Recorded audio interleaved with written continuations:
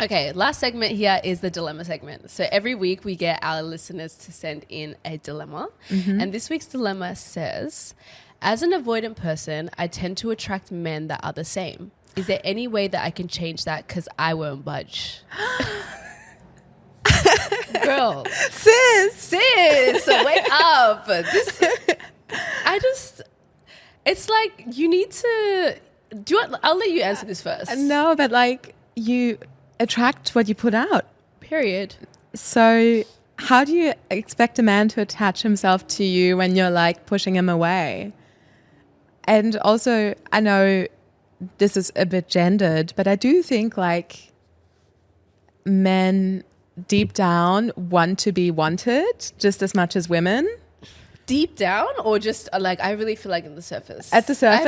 I feel like men are so easy to kind of, and that's like, I don't want to put this out there because, you know, I feel like we do this, but I feel like with men, they just need that little bit of validation. They love to be, they love to feel like they want it. They love to feel like they're needed and it could be the minor things. Like I need help with da da da da da. Even if you don't need help with it, you just say it. So but if you're like a hyper independent woman, I feel like men tend to not be into it. Yes, I agree. And I think with like, if you know that you're an avoidant attachment style, you actually have an advantage because now you can work on it. Yeah. People are out there being avoidant and they don't even know it. And they're like, oh, why am I like never attracting anyone who wants to like attach to me? And they don't realize they're avoidant.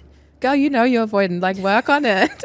So how do you work on it though? Because she's saying, is there any way, how can I change that? Okay, so start with small things like getting more comfortable asking like your friends, people you love for like help, you know, so you're not like hyper independent like you said. Yeah. And then also like dig in and find out why you're avoidant, because you've been hurt in the past, but now you're putting the trauma an ex gave you onto every other relationship. Yeah. Like they say that the thing is, what is it? Hurt people hurt people. Yeah. It's so true. And I feel like as someone who, I feel like I'm more, once I learned about attachment styles, I do feel like I lean towards like being an avoidant person. The way she's like looking at me like, yeah, hun. So I get it. But the whole, the I won't budge sis is crazy. Yeah. Because you need to, how are you knowing that you're someone that needs to be like, you know that you're an avoidant person, you know you're attracting something you don't like, but you're refusing to change. I think there's like a question mark there. And I think that you need to like, I understand sometimes when you feel like I'm not the problem, they are, but I think in this situation, if you know you need to heal, maybe take a step back from dating and just like get to know yourself more. Absolutely. And I think it takes time.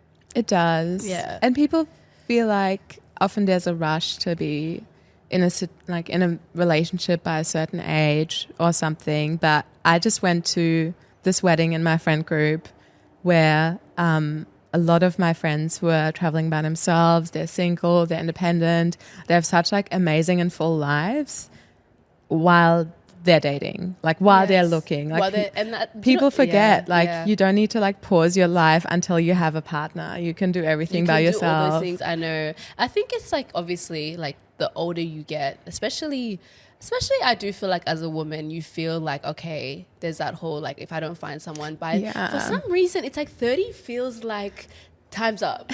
You know what I mean? And it's like obviously we know now, like I've got friends that are much older, and it's just like I think it's a bullshit statement. I don't think it makes any sense. I think a lot of us like you almost like thrive in your 30s. It's different, but it does feel like if you're not finding the right person, or if you're not kind of going in that direction, you're behind. Yeah. But in reality, like you probably have other things going for you that they don't. Yeah. Like they might have the relationship, but maybe you are further in your career or like further in your mental health journey or something else. And it's different to I feel like when you start to see, like I think people might seem successful from the outside, but then when you get to know them, it's a different, like everyone has their kind of flaws or things that they feel like they're not achieving in this life. So take your time to heal, my sis, and come back when you're ready to be in a healthy relationship.